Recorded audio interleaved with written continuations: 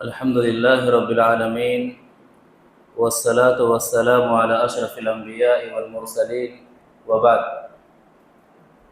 أعوذ بالله من الشيطان الرجيم يومئذ تعرضون لا تخفى منكم خافية.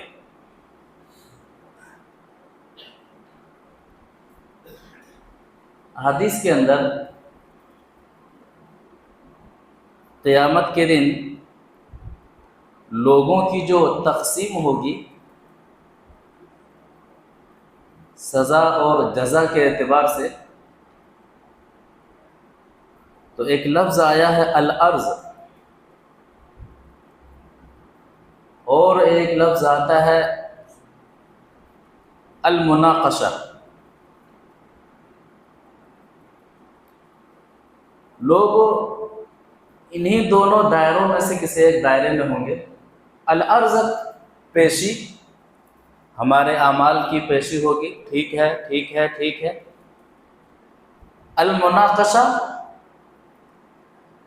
ڈسکشن، کیوں، سوال، عمل پیش کیا جائے گا، سوال ہوگا کیوں کیا۔ تو قیامت کے دن جہاں بہت سارے معاملات ہوں گے، ان میں سے ایک اہم معاملہ حساب و کتاب کی پیشی کا معاملہ ہوگا۔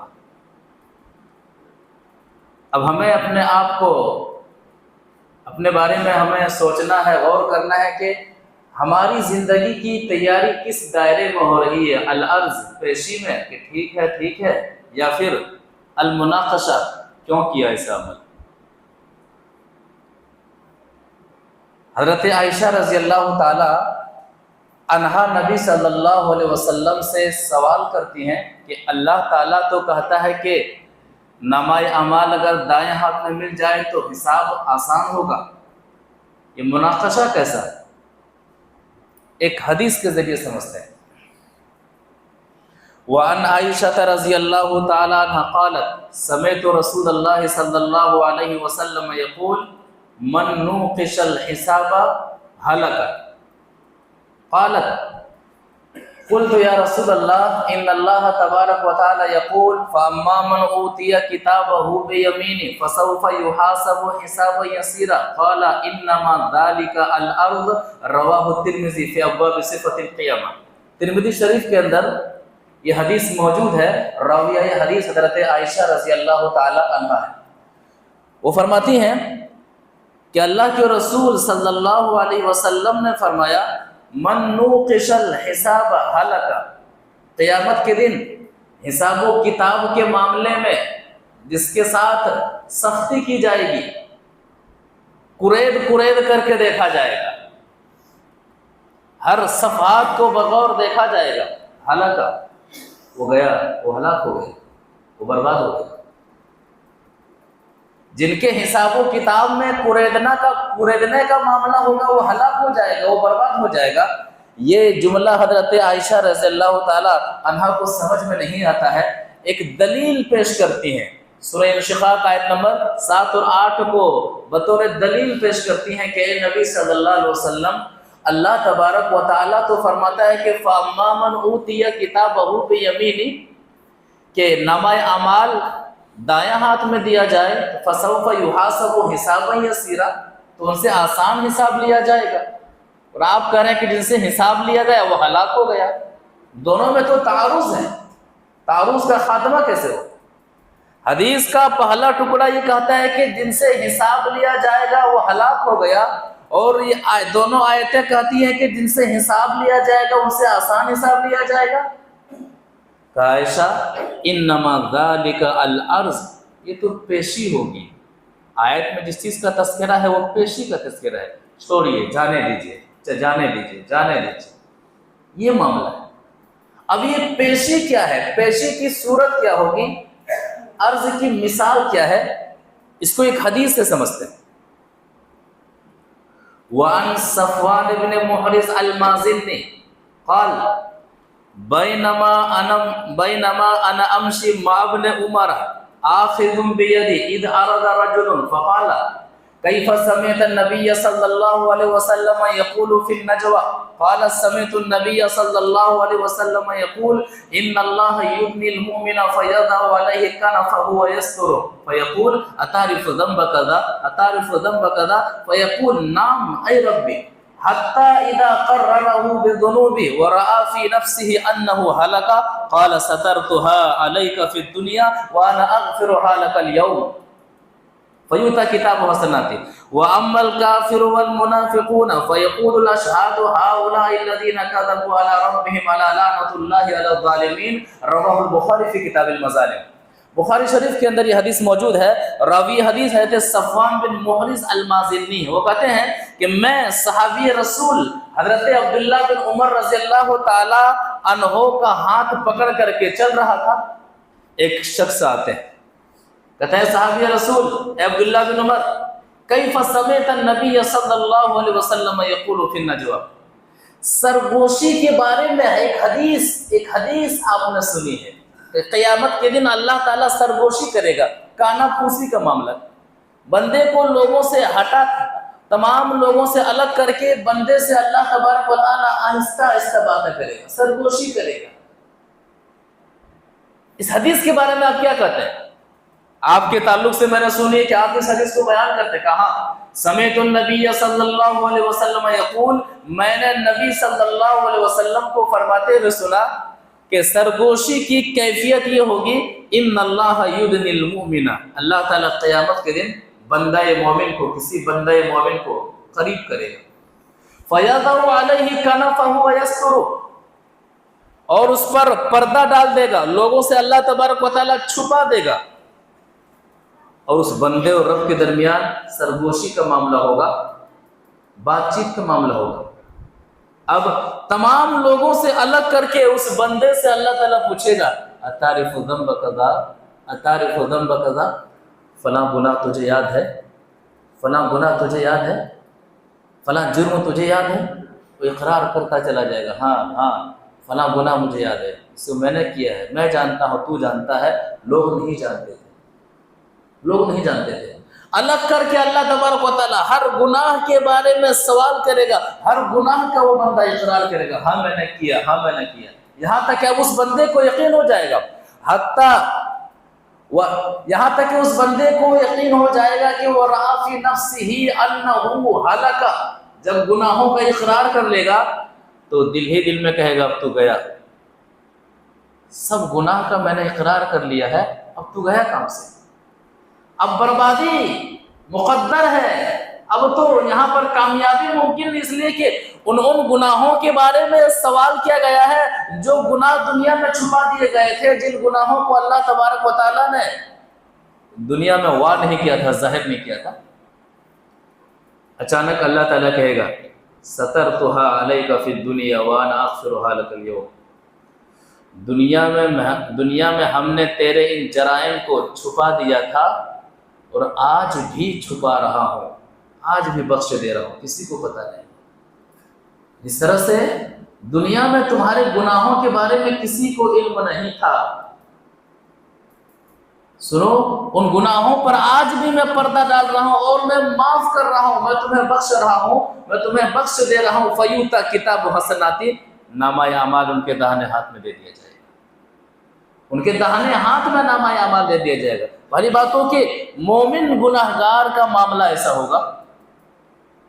ہمیں ہر معاملے میں اور ہر وقت قیامت کے تعلق سے جب بھی بات آئے تو اس معاملے میں ہمیں دعا کرنی چاہیے کہ پروردگار ہمارا معاملہ عرض والوں کے ساتھ ہو، المناقشہ والوں کے ساتھ ہو. جہاں پر پیشی ہو اللہ تبارک و تعالی ہماری خطاؤں کو معاف فرما دے، ہمارے گناہوں کو معاف فرما دے. وَأَمَّا الْكَافِرُ وَالْمُنَافِقُونَ فَيَقُولُ الْأَشْهَادُ هَؤُلَاءِ الَّذِينَ كَذَبُوا عَلَى رَبِّهِمْ أَلَا لَعْنَةُ اللَّهِ عَلَى الظَّالِمِينَ. رہے کافر کا معاملہ، منافقین کا معاملہ، تو ان کا معاملہ خطرناک ہوگا. گواہی دینے والے گواہی دیں گے کہ ان لوگوں نے قرآن و حدیث کے مطابق عمل نہیں کیا، قرآن و حدیث کے مطابق ان کا عقیدہ نہیں تھا، قرآن و حدیث کے مطابق ان کا عمل نہیں، کفر پر ڈٹے رہے، نفاق پر ڈٹے رہے. یہ ہے الارض کی مثال کہ جہاں پر پیشی ہوگی، بندہ گناہگار ہوگا لیکن ایمان ہوگا، مومن ہوگا، عقیدہ مضبوط ہوگا، اللہ تبارک و تعالی چند ایسے ایمان والے ہوں گے جن کے ساتھ اس طرح کا معاملہ کرے گا جسے سرگوشی کہتے ہیں، جسے النجوہ سے تعبیر کیا جاتا ہے۔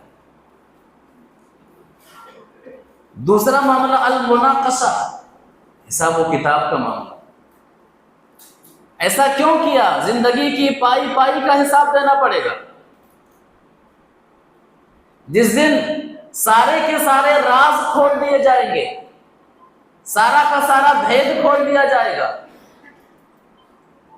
جو گناہ ہم نے بند کمرے میں کیا ہے وہ بھی وہاں پر ظاہر ہو جائے گا،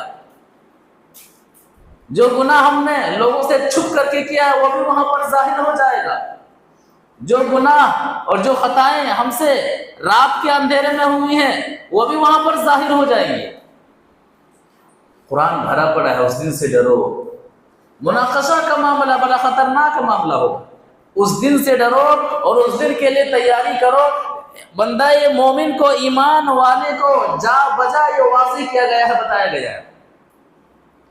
سورہ طارق آیت نمبر 9 اٹھائیے، سورہ الحاقہ آیت نمبر 18 اٹھائیے۔ دونوں کے اندر، ان دونوں آیتوں میں ایک بندہ مومن کو یہ پیغام دیا گیا ہے کہ آنکھیں کھول کر کے زندگی گزاریے۔ کہاں آنکھیں؟ آپ کے شب و روز کہاں گزر رہے ہیں؟ آپ کے شب و روز کیسے گزر رہے ہیں؟ ان دونوں آیتوں کے مفہوم پر غور کیجیے۔ یوم تبلی السرائر، قیامت کے دن سارے کے سارے راز کھول دیے جائیں گے۔ قیامت کے دن سارا کا سارا چٹھا کھول دیا جائے گا۔ قیامت کے دن سارے کے سارے وہ اعمال ظاہر ہو جائیں گے جو اعمال یا تو ظلم کی بنیاد پر ہوں گے، جو اعمال بندے نے یا تو چھپ کر کے کیا ہوگا، جو اعمال اللہ اور اللہ کے رسول صلی اللہ علیہ وسلم کے طریقے کے خلاف ہوں گے۔ سورہ حاقہ میں اللہ تعالیٰ کا فرمان، یومئذ تعرضون لا تخفی منکم خافیہ، قیامت کے دن تم رب العالمین کے سامنے پیش کیے جاؤ گے، تنہا تمہیں حساب دینا ہے۔ لا تخفی منکم خافیہ، زندگی میں کیا جانے والا تمہارا کوئی بھی عمل چھپا ہوا نہیں رہے گا، سارا کا سارا عمل ظاہر ہو جائے گا، واضح ہو جائے گا۔ ان دونوں آیتوں میں اللہ تبارک و تعالیٰ ایک مومن کو، بندہ مومن کو تقوی کی طرف دعوت دیتا ہے کہ تقوی کا مطلب یہ ہے کہ آپ جہاں بھی رہیں ہر حال میں اللہ کا ڈر اور اللہ کا خوف لے کر کے رہیں۔ المناقشہ، یہی وہ معاملہ ہے جہاں کے تعلق سے اللہ کے رسول صلی اللہ علیہ وسلم بھی حساس رہا کرتے ہیں۔ نبی صلی اللہ علیہ وسلم کی ایک حدیث سے سمجھتے ہیں کہ کتنا حساس یہ مرحلہ ہوگا جو المناقشہ کا مرحلہ ہوگا، اور یہی المناقشہ کا ماحول ایک مسلمان کی زندگی میں ہونا چاہیے۔ پوچھا جائے گا۔ ایک حدیث سے سمجھتے ہیں۔ وعن ابی ہریرہ رضی اللہ تعالی عنہ قال قال رسول اللہ صلی اللہ علیہ وسلم اللہم انما انا بشر اللہم فأیما رجل من المسلمین سبقته او لعنته او جلدته فجعلها له زکاة ورحمہ، رواہ مسلم فی کتاب البر والصلہ۔ مسلم شریف کے اندر یہ حدیث موجود ہے۔ حدیث کے اندر اللہ کے رسول صلی اللہ علیہ وسلم کا احساس اور ڈر ایک عجب انداز میں بیان کیا ہے۔ یہ کیفیت ہمارے اندر ہونی چاہیے کہ نبی صلی اللہ علیہ وسلم کی کیفیت کیسے ہوا کرتی تھی۔ کیا کہتے ہیں؟ اللہم انما انا بشر، اے اللہ میں ایک بشر ہوں۔ عقیدے کا نقطہ کہ نبی صلی اللہ علیہ وسلم نور نہیں بشر ہے، اپنی زبان سے کہہ رہے ہیں میں ایک بشر ہوں۔ اور یہ عقیدے کا معاملہ ہے، کوئی عام معاملہ نہیں ہے۔ اگر آپ نے عقیدے کے معاملے میں کوئی گڑبڑی کی تو آپ کے اعمال برباد ہو جائیں گے۔ عقیدے کا مضبوط ہونا ضروری ہے اعمال کے کیے جانے والے اعمال سے نیکیوں کو حاصل کرنے کے لیے۔ جس طرح سے جڑ کے بغیر شاخوں کا وجود ممکن نہیں، اسی طرح سے عقیدے کی اصلاح کے بغیر اعمال سے نیکیوں کا حصول ممکن نہیں ہے۔ تو اللہم انما انا بشر، اے اللہ میں بشر ہوں۔ فَأَيُّمَا رَجُلٍ مِّنَ الْمُسْلِمِينَ سَبَبْتُهُ أَوْ لَعَنْتُهُ أَوْ جَلَدْتُهُ، میں نے جس مسلمان کو بھی برا بھلا کہا ہے، سبب تو سب یسبو کا مطلب ہوتا ہے گالی دینا، برا بھلا کہنا، بد کلامی کرنا. فَأَيُّمَا رَجُلٍ مِّنَ الْمُسْلِمِينَ سبب تو کون کر رہے ہیں رحمت للعالمین آپ کی زبان سے بد کلامی، گالی،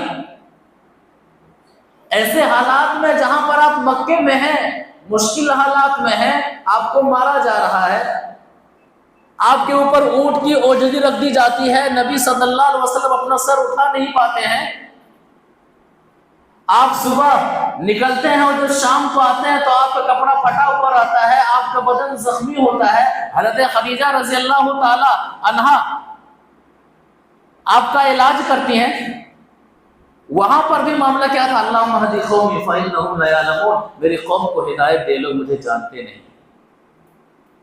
آپ کو امین کہا کرتے تھے، آپ کو صادق کہا کرتے تھے، لیکن قیامت کے دن کا احساس، مناقشہ کا معاملہ کیا ہے دیکھ لیجئے کہ فَأَيُّمَا رَجُلٍ مِّنَ الْمُسْلِمِينَ پروردگار جس مسلمان کو میں نے برا بھلا کہا ہو، او لعنتہ جس مسلمان پر میں نے لعنت بھیجا ہو، او جلدتہ جس مسلمان کو میں نے مارا ہو، کوڑا لگایا ہو، فَاجْعَلْهَا لَهُ زَكَاةً وَرَحْمَةً اللہ قیامت کے دن وہ شخص میری نیکیوں کا مطالبہ نہ کرے، مجھ سے نیکیاں نہ مانگے. ہمارا احساس ہوتا ہے، ہمارے اندر یہ عاجزی آتی ہے، ہم ظالم ہونے کے باوجود اپنے آپ کو منصف سمجھتے ہیں، ہم اس معاشرے میں جی رہے ہیں، جس کو چاہتے ہیں ستانا شروع کر دیتے ہیں. اپنے سے کمزوروں کو پاؤں کے نیچے رکھنا ہمارا شعار ہوتا ہے، لیکن پھر بھی کبھی بھی احساس نہیں ہوتا ہے کہ پتہ نہیں قیامت کے دن میرا معاملہ کیا ہوگا. ایسا تو نہیں کہ قیامت کے دن میری نیکیاں ان کے حوالے ہو جائیں. نبی صلی اللہ علیہ وسلم کے جملے پر غور کیا جائے کہ کہیں ایسا نہ کہ وہ شخص قیامت کے دن کہے کہ پروردگارا محمد صلی اللہ علیہ وسلم کی وجہ سے مجھے تکلیف ہوئی ہے، آج انصاف کا دن ہے اور تیری عدالت میں صرف انصاف ہی کی امید کی جاتی ہے، مجھے انصاف چاہیے. ایسا مت کرنا، بلکہ اگر مجھ سے اس طرح کی غلطی صادر ہو گئی ہو فَجْعَلْهَا لَهُ زَكَاةً وَرَحْمَةً تو میری اس غلطی کو اس کے لیے اس کے گناہوں کی پاکی کا ذریعہ بنا دینا، اور قیامت کے دن میری اس غلطی کو اس شخص کے لیے رحمت کا ذریعہ بنا دینا. المناقشہ، معصوم عن الخطا ہیں آپ،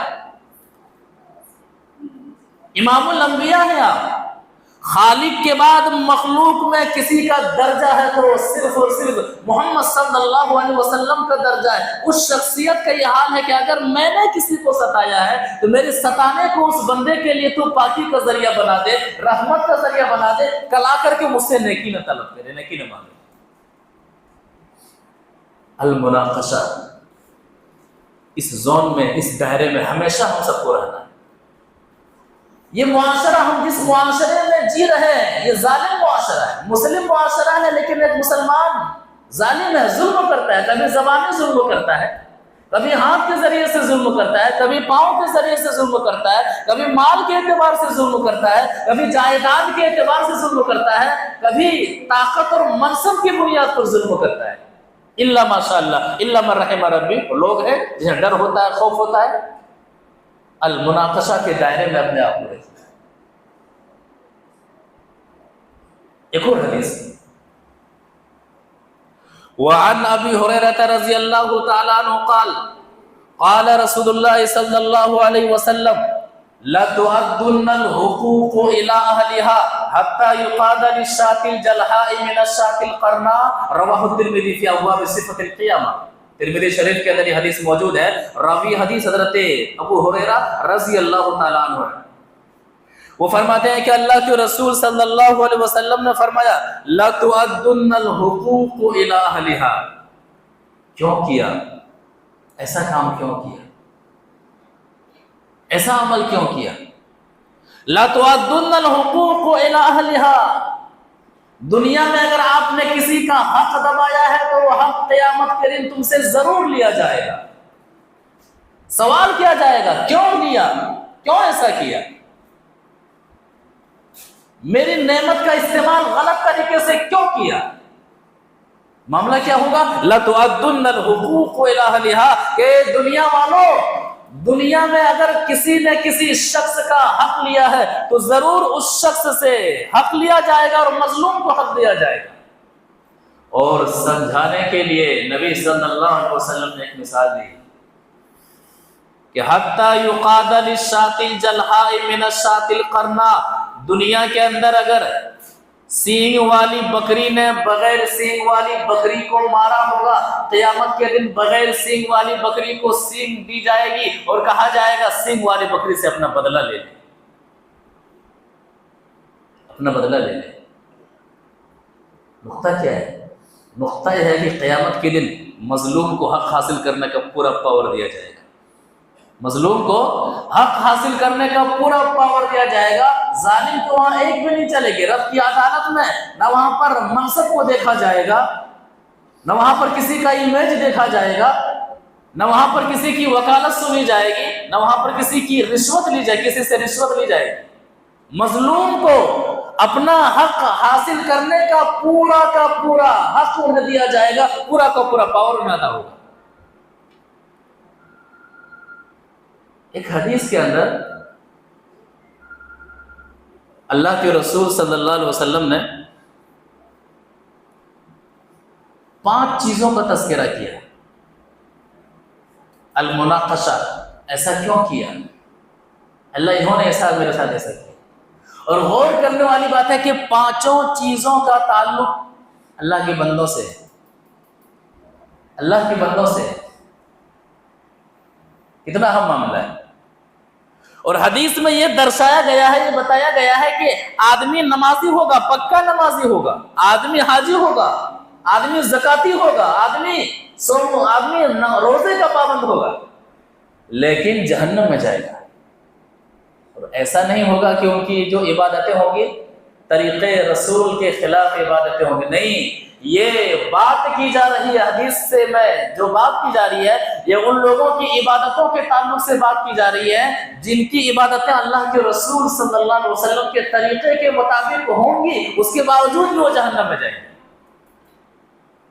اس کے باوجود وہ جہنم میں جائیں گے۔ پہلے حدیث کو سامنے رکھتے ہیں، اس کے بعد سے سمجھتے ہیں۔ وعن ابی ہریرہ رضی اللہ تعالی عنہ قال قال رسول اللہ صلی اللہ علیہ وسلم اتدرون ما المفلس قالوا المفلس فينا من لا درهم له ولا متاع قال ان المفلس من امتي ياتي يوم القيامه بالصلاه والصيام والزكاه وياتي قد شتم هذا وقذف هذا واكل مال هذا وسفك دم هذا وضرب هذا فيؤتى هذا من حسناته وهذا من حسناته فإن فنيت حسناته قبل أن يقدم عليه أخذ من خطاياهم فطرحت عليه ثم طرح في النار رواه مسلم في کتاب البر والصلہ۔ مسلم شریف کے اندر یہ حدیث اسی طرح سے موجود ہے جس طرح سے ہم نے پڑھ دیا ہے۔ راوی حدیث حضرت ابو ہریرہ رضی اللہ تعالی عنہ فرماتے ہیں کہ ایک دفعہ نبی صلی اللہ علیہ وسلم نے صحابہ کرام سے پوچھا، سوال کیا۔ ہم لوگ عموماً حدیث کو سنتے ہیں، المناقشہ کے زاویے میں اپنے آپ کو رکھ کر کے سنیے۔ اتدرون ما المفلس، میرے ساتھیوں جانتے ہو کہ مفلس کون ہے؟ آج بھی سوال کیا جائے کہ مفلس کون ہے، محتاج کون ہے، بچہ جواب دے گا جن کے پاس مال و دولت نہ ہو، جن کے پاس بینک بیلنس نہ ہو۔ صحابہ کرام نے بھی یہی جواب دیا کہ من لا درہم لہ ولا متاع، مال و دولت جن کے پاس نہ ہو وہ مفلس ہے؟ کہ نہیں، میں نے آپ سب سے دنیا کی مفلسی کے بارے میں سوال نہیں کیا ہے بلکہ آخرت کے دن کی مفلسی کے بارے میں سوال کیا ہے۔ دنیا میں کتنے ایسے مالدار ہیں جو قیامت کے دن مفلس ہوں گے، محتاج ہوں گے۔ دنیا میں کتنے ایسے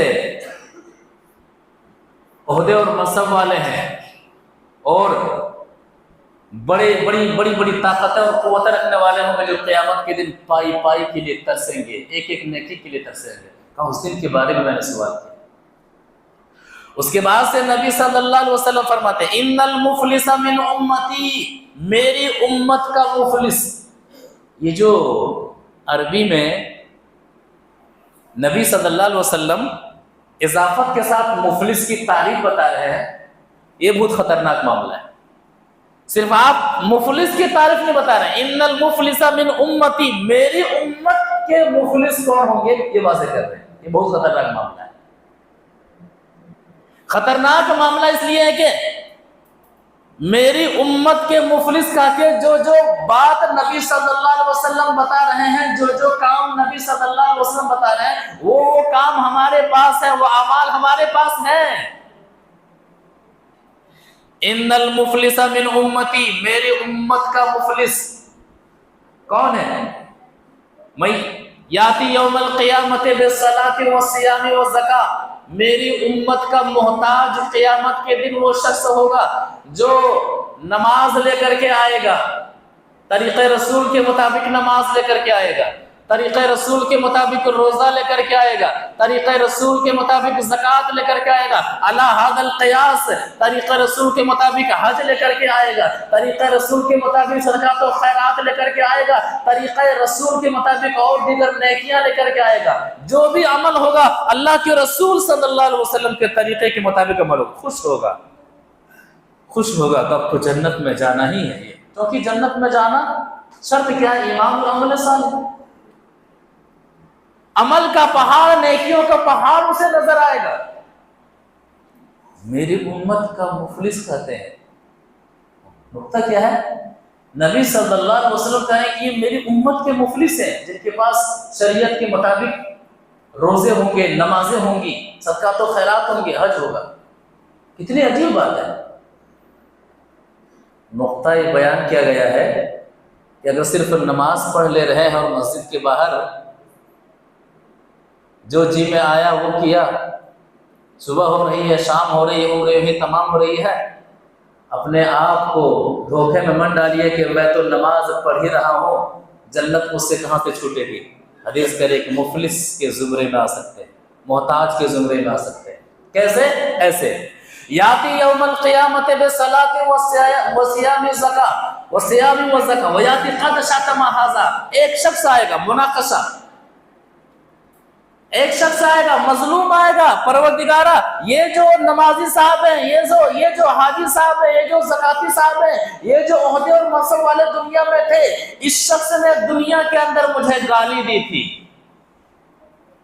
مجھے گالی دی تھی۔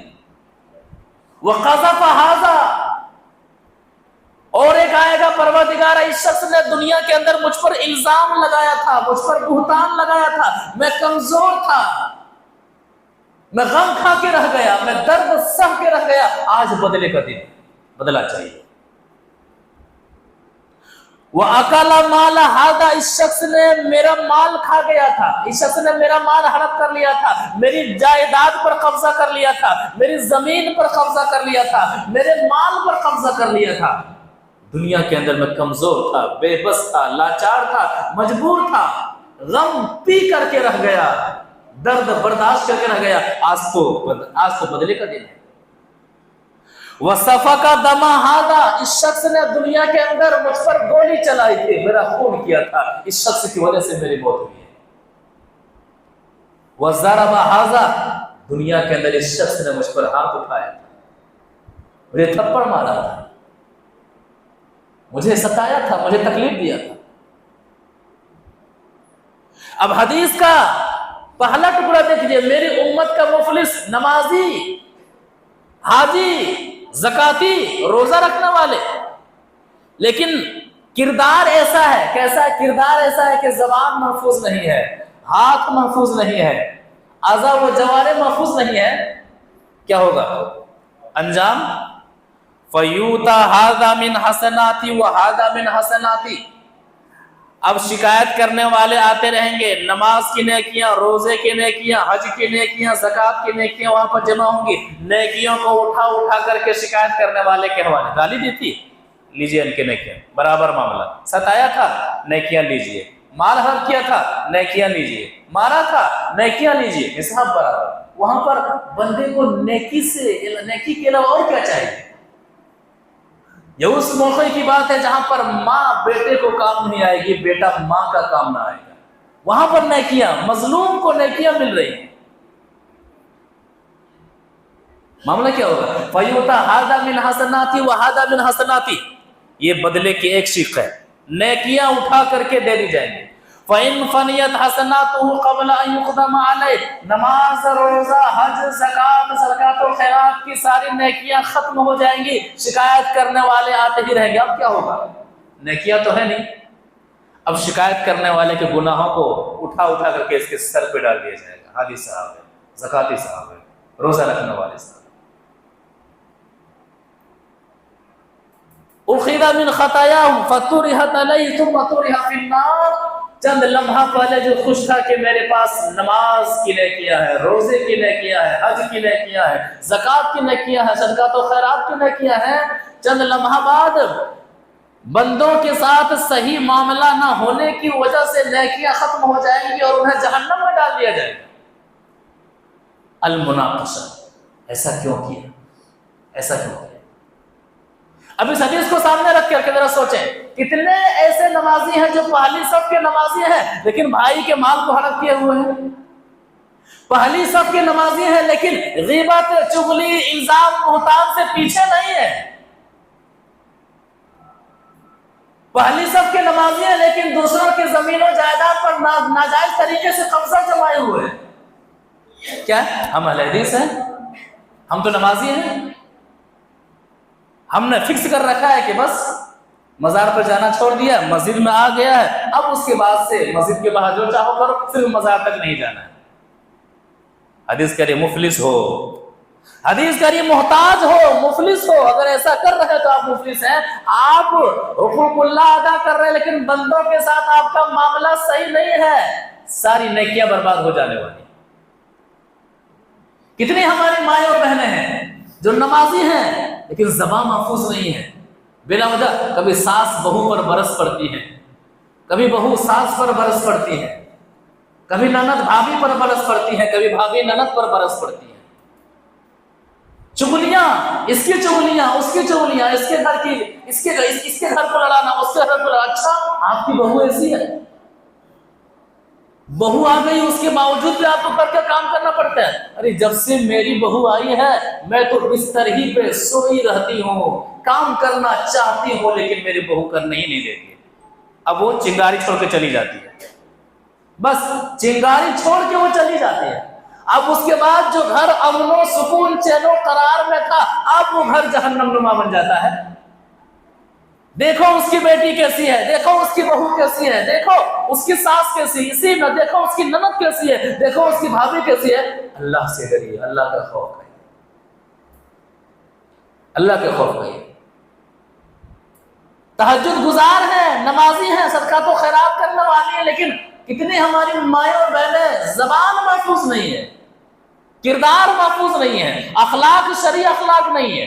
ایسا نہیں ہونا چاہیے, ورنہ قیامت کے دن آپ کی ساری نیکیاں ان کے حوالے کر دی جائیں گی جن کے تعلق سے آپ نے ظلم کیا ہے. چاہے ساس کا معاملہ ہو, چاہے بہو کا معاملہ ہو, چاہے بھابھی کا معاملہ ہو, چاہے نند کا معاملہ ہو, چاہے پڑوسن کا معاملہ ہو. نیکیاں کم پڑ رہی تھی نامہ اعمال میں. کسی نے کہا تھا کہ نیکیاں کم پڑ رہی تھی نامہ اعمال میں, شکر ہے پڑوسیوں کی گالیاں کم آ گئی. ہم یہاں گالیاں دیتے ہیں, برا بھلا کہتے ہیں, قیامت کے دن یہ سب گالیاں مظلوم کے حق میں مفید ہو جائیں گی. تو المناقشہ کیوں کیا؟ العرض, المناقشہ, العرض کوئی بات نہیں, کوئی بات نہیں, یہ عمل ہے, وہ عمل ہے, کوئی بات نہیں. المناقشہ, ایسا عمل کیوں کیا جس سے کیوں سوال کر لیا جائے, جن کے اعمال اور جن کی کتابی زندگی کو قرید لیا جائے, وہ شخص ہلاک ہو جائے گا, وہ شخص برباد ہو جائے گا. اور کئی صورتیں اس طرح کی. اللہ کے رسول صلی اللہ علیہ وسلم سورہ المطففین آیت نمبر 6 کی تلاوت کر کے اسی زمرے اور اسی ماحول سے آگاہ کرنا چاہتے ہیں کہ وہاں پر معاملہ کیسا ہوگا. اگر آدمی کا معاملہ, آدمی نے عمل کیا ہے اور عمل کی حفاظت کا معاملہ نہیں ہے, بندوں کے ساتھ ان کا اچھا معاملہ, اللہ کے بندوں کے ساتھ اچھا معاملہ نہیں ہے, تو معاملہ کتنا خطرناک ہوگا. ایک حدیث سے سمجھتے ہیں. وعن عبد الله بن عمرو بن العاص رضی اللہ تعالی عنہما تلا رسول اللہ صلی اللہ علیہ وسلم یوم یقوم الناس لرب العالمین قال رسول اللہ صلی اللہ علیہ وسلم کیف بکم اذا جمعکم اللہ کما یجمع النبل فی الکنانہ 50,000 سنہ ثم لا ينظر اللہ الیکم رواہ الحاکم فی المستدرک. مستدرک الحاکم کی حدیث ہے. راوی حدیث حضرت عبداللہ بن عمرو بن عاص رضی اللہ تعالیٰ عنہما ہے. وہ فرماتے ہیں کہ اللہ کے رسول صلی اللہ علیہ وسلم سورہ مطففین آیت نمبر 6 کی تلاوت کرتے ہیں. یوم یقوم الناس لرب العالمین، جس دن لوگ رب العالمین کے سامنے کھڑے ہوں گے. تنہا کھڑا ہونا ہے. 5 سوالات ہیں جس کو رب نے آؤٹ کر دیا ہے کہ ان سوالوں کا جواب تیار کر لو، میرے سامنے تنہا آ کر کے کھڑا ہونا ہے. تو یوم یقوم الناس لرب العالمین، جس دن لوگ رب العالمین کے سامنے تنہا کھڑا ہوں گے. سوال کرتے ہیں اس کے بعد سے نبی صلی اللہ علیہ وسلم کیف بکم، تمہارا حال کیا ہوگا اس دن؟ قیامت کے دن تمہارا حال کیا ہوگا؟ دنیا میں آدمی مجرم ہو، عدالت میں پیشی کا معاملہ ہو اور کوئی سفارشی نہ ہو، کوئی اور وسائل نہ ہو جہاں سے بچنے کی امید ہو، حالت کیا رہتی ہے؟ نیند اڑ جاتی ہے، چین و قرار ختم ہو جاتا ہے، کھانا پینا بند کر دیتا ہے. کیف بکم، لوگوں اس وقت آپ کا حال کیا ہوگا؟ کس وقت؟ اذا جمعکم اللہ کما یجمع النبل فی الکنانہ 50,000 سنہ، جس دن اللہ تبارک و تعالی تمہیں جمع کرے گا، میدان محشر میں جمع کرے گا. کب تک میدان محشر میں جمع کرنے کا معاملہ رہے گا؟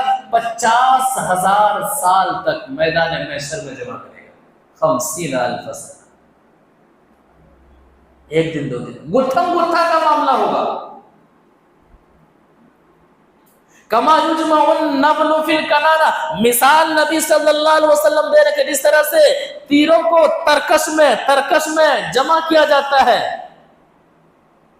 اس کے اندر رکھا جاتا ہے، مشکل سے کھوس دیا جاتا ہے، ٹھوسا جاتا ہے، اسی طرح سے 50,000 سال تک میدان محشر میں تمہیں جمع کرے گا. گتھم گتھا کا معاملہ. مرد بھی ننگے ہوں گے، عورتیں بھی ننگی ہوں گی، لیکن کسی کو کسی کی طرف دیکھنے کا معاملہ ہی نہیں ہوگا. ماحول کیسا ہوگا؟ موسم کیسا ہوگا؟ پسینے میں ڈوبا ہوا ہوگا. کوئی ٹخنوں تک پسینے میں ڈوبا ہوا ہوگا، کوئی گھٹنوں تک پسینے میں ڈوبا ہوا ہوگا، کوئی کمر تک پسینے میں ڈوبا ہوا ہوگا، کوئی پورا کا پورا پسینے میں ڈوبا ہوا ہوگا. یہی وجہ ہے کہ نبی صلی اللہ علیہ وسلم نے کہا تھا کہ بیٹی فاطمہ عمل کر لے، قیامت کے دن میں تمہارا کچھ کام نہیں آؤ گا. فَإِنِّي لَا أُغْنِي عَنْكِ مِنَ اللَّهِ شَيْئًا، بیٹی فاطمہ عمل کر لے. یہ اس بیٹی کے بارے میں فرمان ہے جن کے بارے میں نبی صلی اللہ علیہ وسلم کہا کرتے تھے فاطمہ میرے جسم کا حصہ ہے. جس نے فاطمہ کو تکلیف دیا اس نے محمد صلی اللہ علیہ وسلم کو تکلیف. اسلام میں نجات کے لیے پوری پیری مریدی کی کوئی جگہ نہیں ہے. اسلام میں نجات قرآن و حدیث کے مطابق عمل کرنا ہے. اگر پیری مریدی کا کوئی معاملہ ہوتا تو کائنات کے سب سے بڑے پیر محمد صلی اللہ علیہ وسلم ہیں اور کائنات کی سب سے عظیم مریدنی حضرت فاطمہ رضی اللہ تعالیٰ عنہا ہے.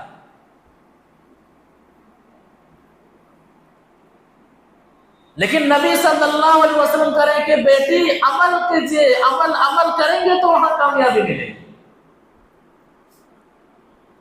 کیف بکم اذا جمعکم اللہ، کیا حال ہوگا؟ 50,000 سال تک. یہ جو 50,000 سال ہے، ایمان ہے، عمل صالح ہے، اعمال محفوظ ہیں، تو یہ 50,000 سال ایک بندے مومن کے لیے لگے گا کہ مغرب سے عصر سے مغرب تک کا وقت ہے. ایمان والوں کے لیے یہ وقت جس طرح سے عصر سے مغرب تک کا جو وقفہ ہوتا ہے 50,000 سال کا یہ وقفہ اتنا ہی لگے گا. اللہ تعالی ہم سب کو ایمان اور عمل صالح والی زندگی عطا فرمائے. ہمارے ایمان کو مضبوط بنا، ہمارے اعمال کو اس طرح مقبول بنا دے کہ قیامت کے دن یہ جو 50,000 سال کا معاملہ ہوگا، یہ معاملہ ہمارے لیے عصر اور مغرب کے درمیان کا معاملہ. تو 50,000 سال تک جمع کرے گا، ثم لا ينظر اللہ الیکم، پھر اس کے بعد سے اللہ تعالیٰ تمہاری طرف 50,000 سال تک دیکھے گا بھی نہیں، نگاہ رحمت بھی نہیں فرمائے گا. تو العرض المناقشہ بہت ہی اہم چیزیں ہیں ہماری زندگی میں. اب ہمیں محاسبہ کرنا ہے کہ ہماری زندگی کا دار و مدار العرض کے مطابق ہے یا پھر ہم المناقشہ کے زمرے میں تو نہیں ہے کہ ہمارے ہر اعمال کے بارے میں سوال کر لیا جائے کیوں ایسا عمل کیا، کیوں ایسا کیا، کیوں ایسا کیا. معاملہ بڑا خطرناک ہونے والا ہے. اللہ تعالیٰ سے دعا کرتے ہیں کہ اللہ تعالیٰ ہمیں اللہ کے رسول صلی اللہ علیہ وسلم کے طریقے کے مطابق حقیقی معنوں میں، چاہے حقوق اللہ کا معاملہ ہو چاہے حقوق العباد کا معاملہ ہو، دونوں معاملات میں رب العالمین سے حقیقی معنوں میں ڈرتے ہوئے، خوف کھاتے ہوئے، ان تمام حقوق کو ادا کرتے ہوئے زندگی گزارنے کی توفیق عطا فرما. پروردگارا قیامت کے دن جو عرض کا معاملہ ہے، عرض والے زمرے میں ہم سب کو شمار فرما. قیامت کے دن کی رسوائی سے بچا، قیامت کے دن کی ذلت سے بچا. پروردگارا تو جب تک ہمیں اس دنیا کے اندر زندہ رکھ، ایمان اور اسلام کی حالت میں زندہ رکھ. جب ہمارا خاتمہ ہو تو خاتمہ بالخیر ہو، بھلائی کے ساتھ خاتمہ ہو. اس حال میں ہم دنیا چھوڑ کر کے جائیں کہ قبر کی نعمتیں ہمارا انتظار کر رہی ہوں، حشر کی رحمتیں ہمارا انتظار کر رہی ہوں، جنت کی نعمتوں سے ہم مالا مال ہو جائیں. پروردگارا تو ہمیں اپنی اصلاح کرنے کی توفیق عطا فرما. ہم سب کو اپنا اپنا محاسبہ کرنے کی توفیق عطا فرما. ہم سب کو نیکیوں کے معاملے میں حساس رہنے کی توفیق عطا فرما. ہمیں اپنی زندگی میں عاجزی، انکساری اور جو صحت اور امن والی زندگی ہے، اس زندگی کو رب کو راضی کرتے ہوئے گزارنے کی توفیق عطا فرما. آمین یا رب العالمین.